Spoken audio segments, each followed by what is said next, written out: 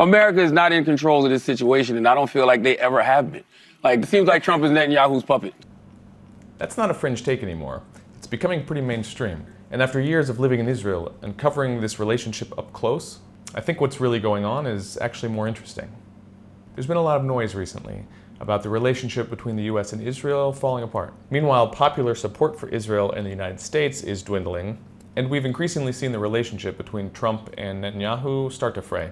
But I think the more important and interesting question is why the relationship between the US and Israel is such a big deal in the first place. Here's what I don't really see anyone contesting. Israel has real leverage over the US's decisions in the Middle East. What's actually murky is if this leverage actually translates to control. I mean, sure, it looks like a duck, quacks like a duck, but could it be a goose or something else? When Trump authorized the strike on Iran's nuclear facilities in February and assassinated Iran's key leadership one by one, Netanyahu had personally lobbied for it. And Israeli intelligence was undoubtedly a key factor in this decision. Now, Trump has his own reasons for wanting a reckoning with Iran, and this goes all the way back to the 80s. Let them have Iran. You take their oil. That's what How?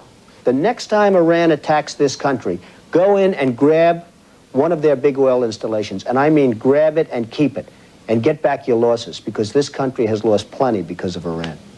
But why was Trump leaning so heavily on Israeli intelligence to begin with? Because this relationship didn't start this year, and it didn't start 10 years ago either.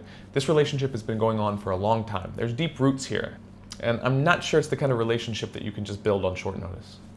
Israel has decades of real human on-the-ground intelligence in Iran. That's invaluable. You see how quickly and seemingly easily Israel and the US were able to target key leaders one by one. There was some very precise intelligence, much of it coming from Israel, that made the early stages of this war plausible. Now, another reason for the relationship: hardware. Take the Iron Dome, for example. Now, the US gave billions of dollars to the development of this Israeli technology that has an 85 to 90% accuracy of shooting down missiles.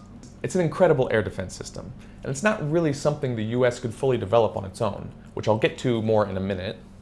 But I want to talk about another piece of hardware, the tank defense system called Trophy. When the US desperately needed tank defense systems in Iraq and Afghanistan, Israel was able to supply this to them. The US's own chief of staff said that only two countries' industries can develop a complete defense system like this. One of them is friendly, and one of them is not so friendly. The not so friendly is referring to Russia. So that was the US's own top general admitting that they really had nowhere else to go for a desperate military need that they had. And they've been using the Trophy defense system ever since. And now to get to a third major reason for the US-Israel relationship, that these weapons are really only as good as they can be battle tested. And for better or for worse, Israel is constantly having bouts of fighting and using these weapons at scale. So sure, the US can develop certain technologies, but to have them battle tested in Israeli wars makes a huge difference. And it literally leads to a more defensible US.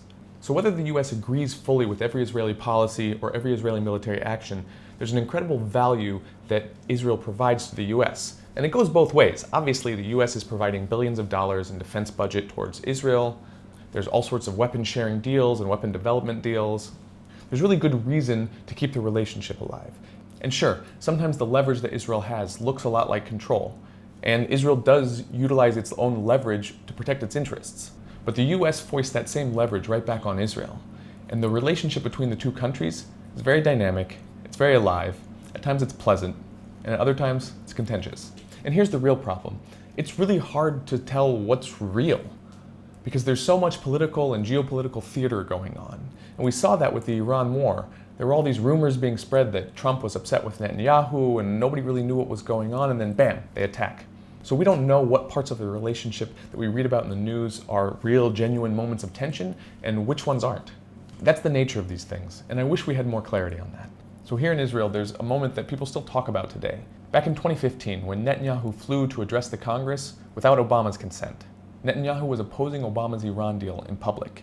Even if Israel has to stand alone, Israel will stand. A lot of Americans watching this saw that as defiance. Here in Israel, people saw that a little differently. They saw it as negotiating the terms of the relationship, not necessarily trying to prove that he doesn't need them. But I know that Israel does not stand alone. I know that America stands with Israel. I know that you stand with Israel. So at the end of the day, there's real hard, tangible reasons why the US and Israel have such a deep relationship. And there's two sides to this tug of war, and they're constantly pulling each other back and forth, testing the limits of the relationship. So if you like this content, if you want to see more of it, you can subscribe to my channel, and I'm coming out with shorts throughout the week to update you on the latest news, and then I'm doing longer form videos in YouTube like this one to hopefully show different sides of this conflict and help it all make more sense.